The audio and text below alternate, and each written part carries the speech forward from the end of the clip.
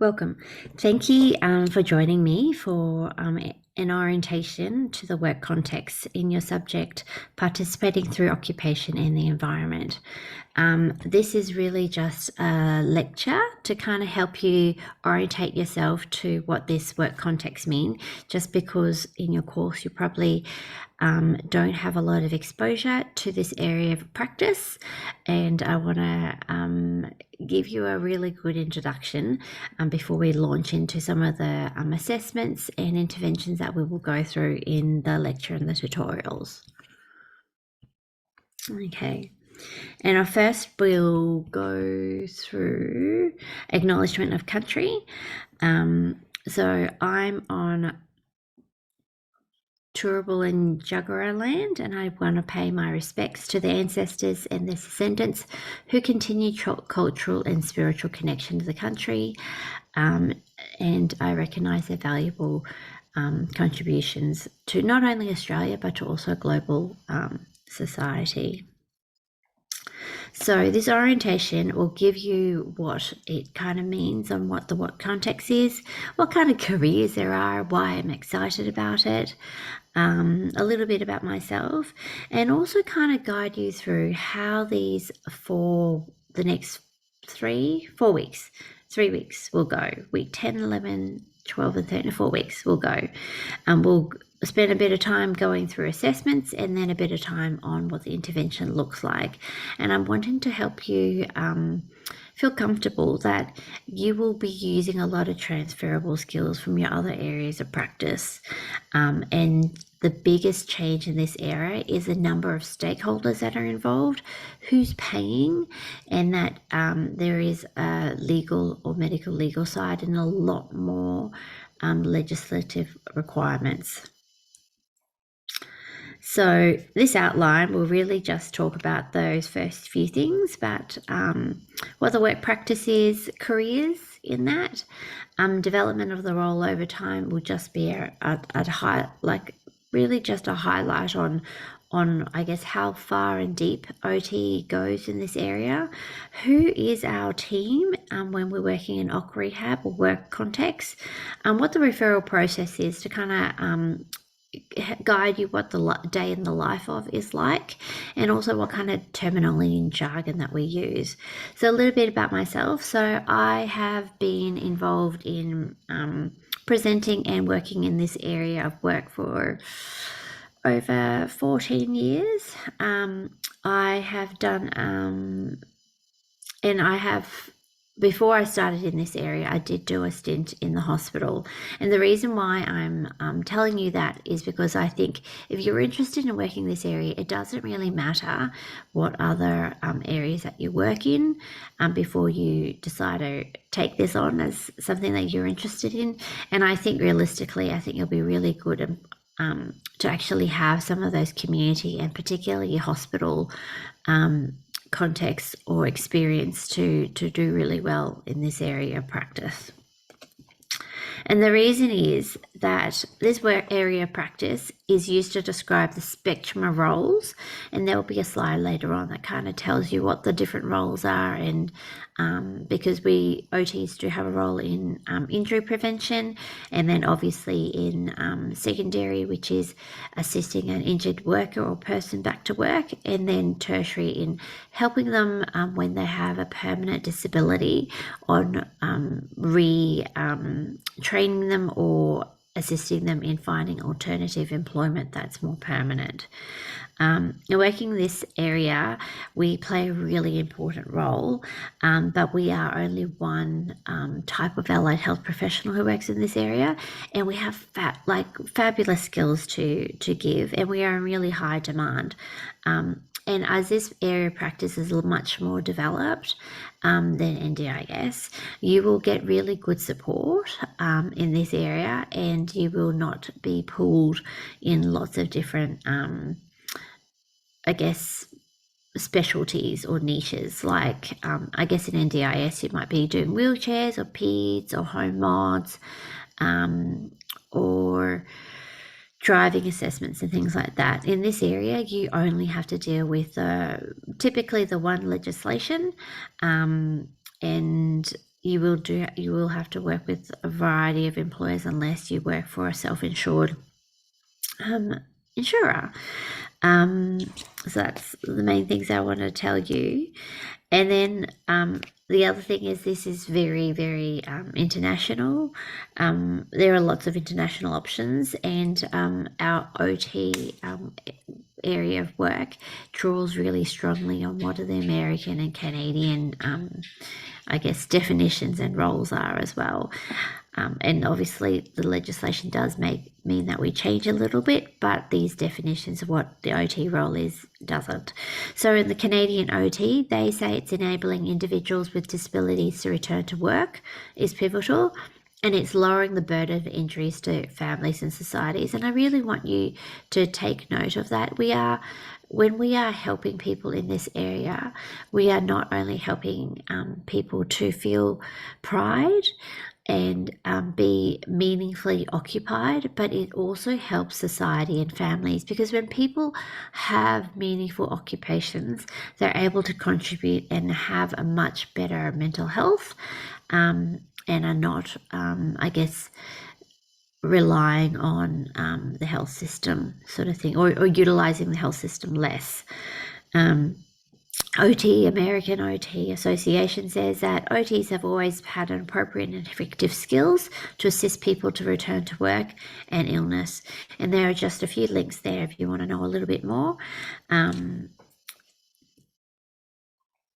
The OT role is really, really important, and these are other links, and it kind of guides you to what I'm talking about, the systems. So on WorkCover Queensland is both the regulator and the insurer for about 80 to 90% of the workers here in Queensland. CIRA is the workers' compensation and CTP regulator in New South Wales. And like they've got some really good fact sheets and information about what the OT role is and what the scheme is, and it's really well written out on what the legislation says what our role is, and I guess helping people back to their life and to work. And if you're interested, and I know Mel will be putting this up on the website, there will be a podcast that you can listen to as well. So this is what I'm talking about, the continuum of work practice. So on the left-hand side, you've got the well worker, and your role is to health and promotion, organising policies, and doing wellness program to kind of keep the worker well so that they can perform maximally and at the best performance. And what we'll rely on the most is the workplace health and safety legislation in the system, and that's where we're going to get the buy-in from the employer to actually do anything proactively. Because once they know that if they have OTs involved and you're doing proactive work, you're reducing their premiums year on year and reducing any, any work cover claims.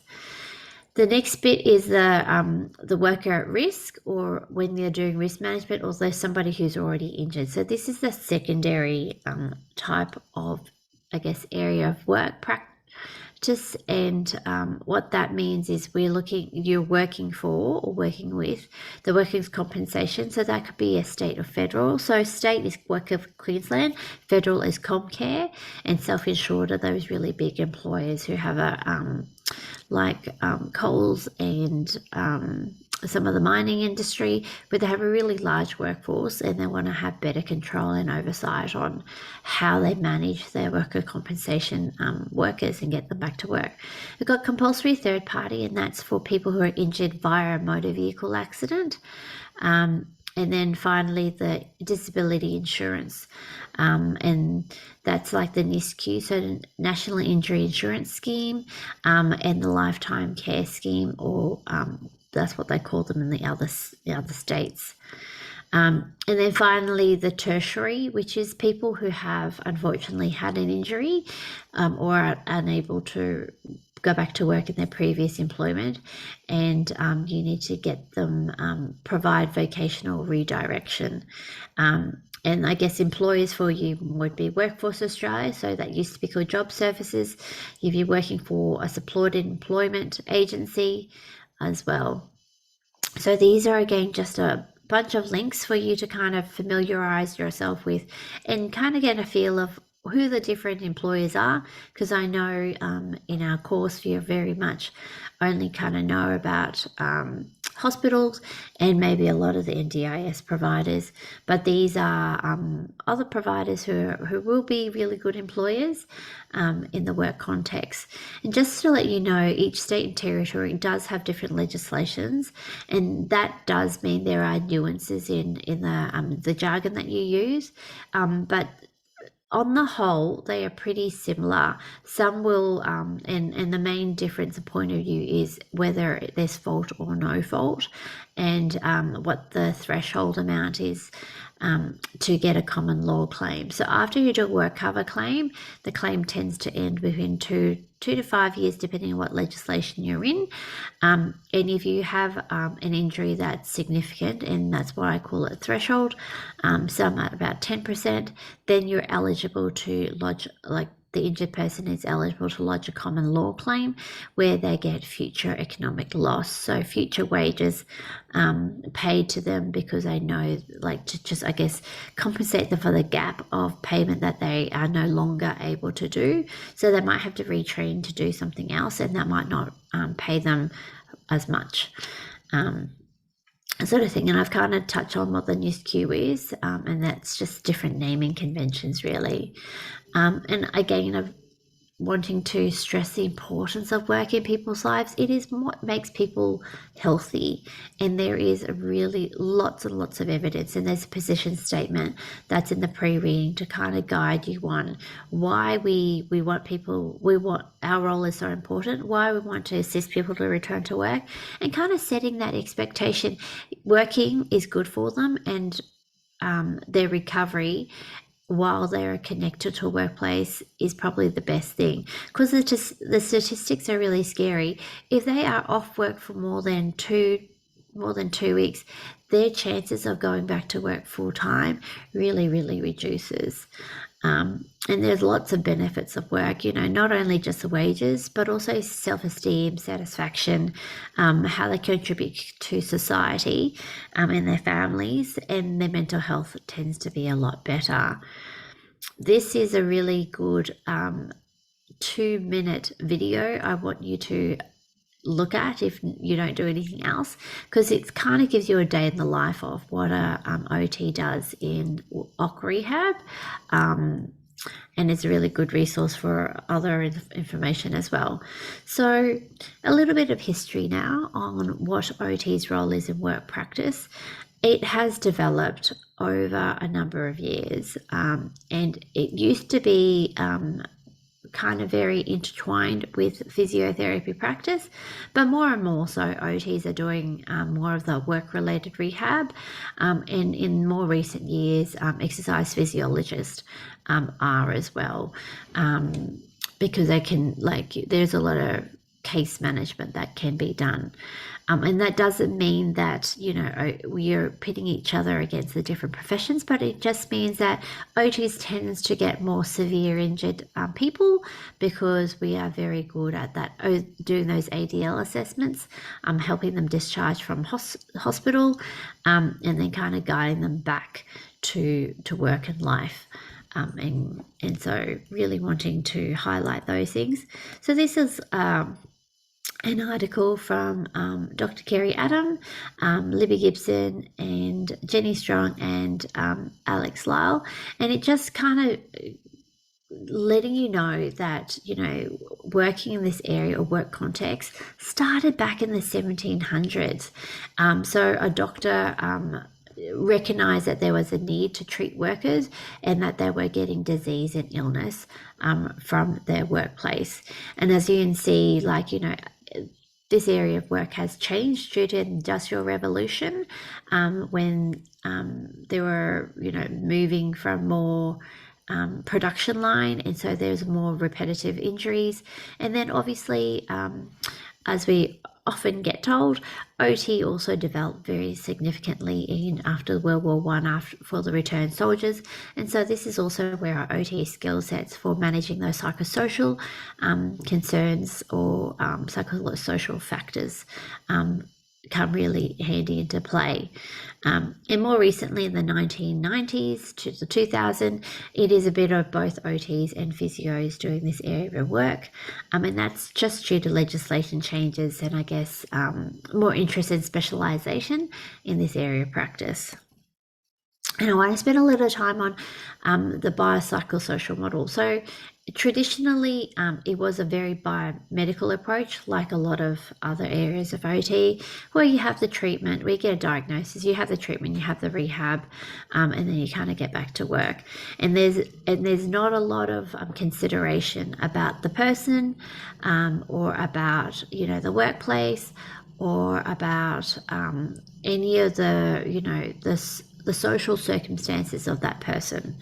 And there was a need to change because they realized there were these overlaps and they need to intersect and kind of really understand where these overlaps were to enable people or to enable interventions and treatment to actually target those areas and get the best return to work outcomes. And so there was a need to change to this current biopsychosocial approach, which you know already, but I'll just quickly do it and put it in the work context.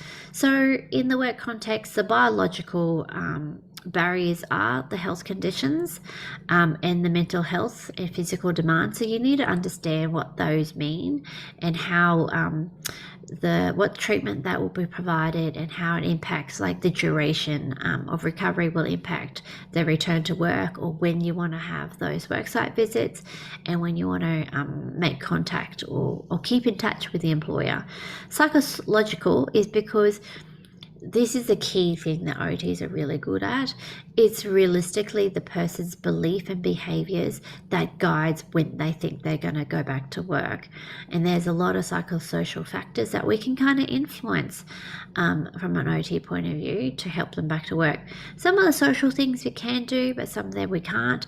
And it's just highlighting that there is a system in place and that there are some things that we can't change depending on like if you were injured in a motor accident, you are often not paid, the person is not often paid their wages until the end of their claim. So then you'll have somebody who is on claim for 18 months to 2 years plus who will not have any income, or they have to rely on their savings to kind of live and support their family. And this one I wanted to highlight because this is like to kind of give you an idea of what the interventions might be like. So interventions for biological is kind of assessing, doing those worksite visits and kind of putting the job demands, what the job demands are, and kind of helping the rest of the team, like the physios, exercise physiologists, the doctors know what kind of things they need to start doing or building strength in or lifting, so then you can do a really good suitable duties program. And kind of, are you needing to strengthen them? Are you needing to modify the environment or give them more equipment? Talk to the employer about, changing their role, doing admin before they're able to do some of the physical stuff. And the psychological dimension is really about, trying to change the perceptions of employers and maybe their colleagues on, why do we need somebody who can't work fully coming back at work, and kind of making sure that the injured person knows that they can still contribute and that there is a chance, there is things that can happen to impact their recovery, and we can guide them and help them and link them up with the right psychological services so they can change behaviors and thought patterns, because if you're off work for a long time, you tend to be depressed because you've lost a big role in your life, or you don't know what that uncertainty and change often impacts people's mental health as well. And socially, what kind of social support the employer can provide them, and what other alternative social things that we can do. So is it social support via a psychologist to kind of, or is it a social worker in the hospital stage to kind of get the forms in so they can, you know, have the right claim lodged, that sort of thing. And this is just kind of, I love this, but it's really complicated. But it kind of just tells you all the different obstacles and the different considerations you need to consider when you're doing a worksite assessment. And as you're thinking about the about interventions as well, because it's all these different interactions that impact. Well, these are the different levers that you can do to kind of impact or make a change for the person. There are obviously some that are modifiable and some that are not modifiable. So like the age is not modifiable, and what is modifiable is, you know, what their thought patterns are, how much support the workplace is providing them, what kind of equipment is available for them so they're not having to do the manual lifting. And it's really important to kind of let them know what, like, you know, how they are supported back to work. Like, you know, it's those practicality stuff about how they're physically going to work if they, you know, don't have a car, or are restricted with driving, or are restricted with their ability to sit in a car for a long period of time to actually get to work. So OT was recognised as effective because it's our combination of understanding the relationship of human function and work methods, and that's where we have the most to offer. And we are really good communicators, so we need to talk to both the employers and any of the other stakeholders as well. And this is just PCBU is a legal term and jargon, and that's set in legislation, and that's person conducting a business or undertaking. So basically, directors or the CEO of a practice, they have a responsibility to make sure a worker goes home from after a days of work safely, and that worker also has the statutory definition. There is, depending on what legislation you're in, workers rehabilitation coordinator is a role that may have certain training involved, but it is always best practice to have somebody to do that role. In the smaller organisations, that is often just the supervisor or a team leader, but they might not have the depth or knowledge or, I guess, time realistically in their role to kind of do some of these liaison and help the worker back to work. These other ones on the bottom you'll be very familiar with. They're the physios, GPs, other health professionals. You might not be familiar with the occupational health nurses or hygienists. Their role is probably more to do with the prevention space or health promotion space before the person is injured, sort of thing. So I've broken this down again into the different stakeholders in the different areas. So and these are just different people you talk to. Secondary is probably the one where we work in the most, and is probably the more complex, as in there's more stakeholders in place compared to the other two. And this is a slide of how everyone kind of fits in and kind of what kind of journey that they have. So you've got the injured worker, you've got the case manager from the insurer side, and our role is to kind of help both of those parties understand how they can participate, what the risks are, and also kind of guiding the employer on what to do. And then our role is to kind of implement a plan and making sure we review it at certain times so that the GP can also make adjustments to the fitness to work certificate. And just to touch on the PEO model in the work area practice is really, really important. So we're looking at the person's values, beliefs and spirituality. The environment is no different really. It's about the culture and personal, I guess, personal situation as well. And that could also mean tenure to the workplace, like how long they've been at that workplace for as well. And occupation is obviously the occupational demands or activity demands, roles, routines, when they start work, when they stop work, what the shifts is like. That's really important because it's the shift work that the research has indicated impacts quite a lot on people's injuries. So where does OTs work when we work in this area of practice? And it can really, really vary. We travel to work sites, we can work in clinics, we work in both corporate, government or private providers, so really large range of different places of opportunity for employers. We can be going to visiting people in their homes or in the hospitals if they have really severe injuries. We'll be going to the GP room or specialist rooms for case conferences to make sure that the specialist puts what we need or gives advice on what we need to kind of progress and upgrade the person's suitable duties program or return to work, or make those relevant referrals to people to support and be the support team for the injured person. And so behind the scenes, there is a different insurance providers, and there are 3 different areas like I've mentioned before.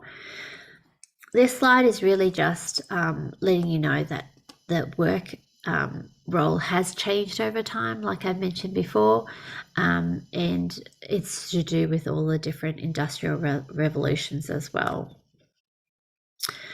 These are all the different components that we need to consider when we're doing an initial assessment. We'll go through a lot more of these in the actual lectures and the tutorials as well, so don't worry about that. It's just kind of familiarizing yourself with some of the jargon and terminology and why it's important to kind of know what the attitude and perceptions are. This will shine through a lot in the functional, the FCE, the psychosocial component sort of thing. This is what a referral would look like. You'll get, and it won't have a lot of information. You'll get told what kind of assessment they want you to do, basic information about the worker's name, who the employer is, who the GP is.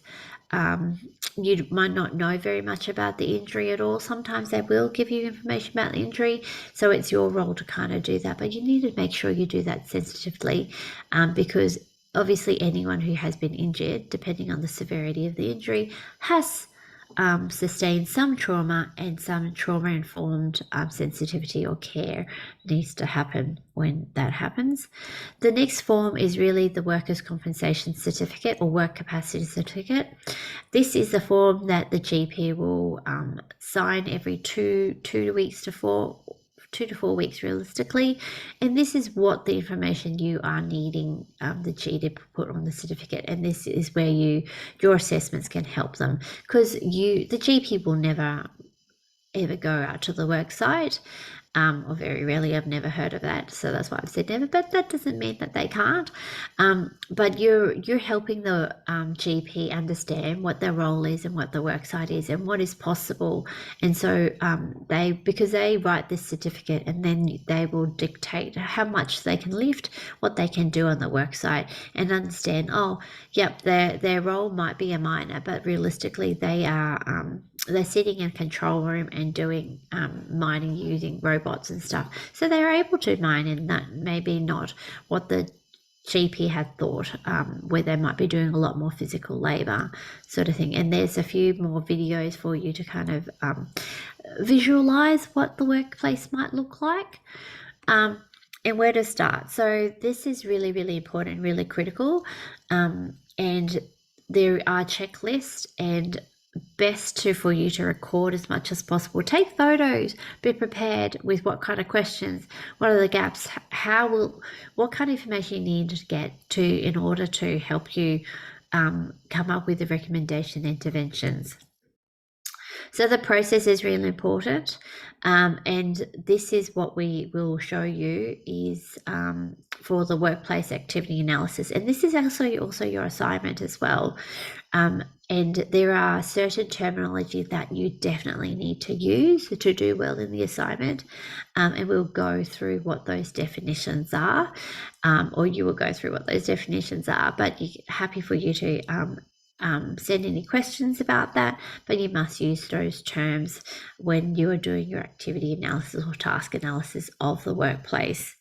So these are the different elements that you need to be looking at. You need to look at what the job description is, and you need to kind of find out where you can go to get that information. and how it's done, because it's how it's done will be the bit that you can make recommendations for intervention. Uni will break down what that job is into components and what the inherent demands are, and you'll get a chance to do that in your assignment, and who's responsible of doing that. And that's kind of leads to, if you were doing that preventative side, a supervisor or manager has a responsibility if they do see a trend in lots of people being injured on a particular role, to kind of flag that with the health and safety officer, which may be you as an OT, or the health and safety officer might try to get an OT externally, a consultant, to do that role, to do that prevention side as well. And finally, what the breaking down that role and that task, so then we can do and come up with suitable duty program.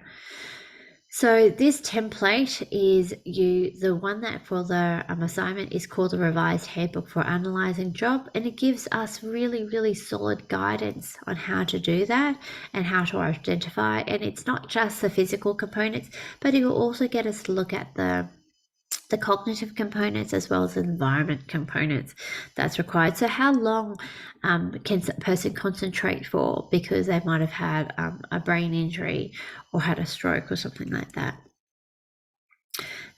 These are the 8 different sections of the activity analysis that you will need to complete for your assignment. And it's really important to kind of get a really good understanding of the frequency. So that's how often that task is done, and that will also kind of help you understand and conduct a risk assessment. There will be in week 11's, you will also get an online module about risk, and that will kind of help you guide or kind of come to terms with what risk is and what hazards are, and what that frequency means when you're doing that activity analysis. The rest of the process is trying to get information from dictionary of occupational titles. You might want to be considering guidelines like MD guidelines or official disability guidelines. They are tools that often insurers will use, and it's a bit of a cheat sheet to kind of understand what the injuries are, what the treatment recovery rates are, and what the expected return to work is. And you're really expected as an OT role to understand what the impacts of return to work is, to kind of help everyone to understand what to do and help people back to work. And are there accommodations or are there work trials or work experience the person can do to stay connected to a workplace before they're able to go back to their pre-injury work? And that's obviously the ideal goal, to get them back to the pre-injury job. I flagged who's in the team, but that's pretty much all I wanted to cover today, and I look forward to meeting you in the lecture. Thank you very much.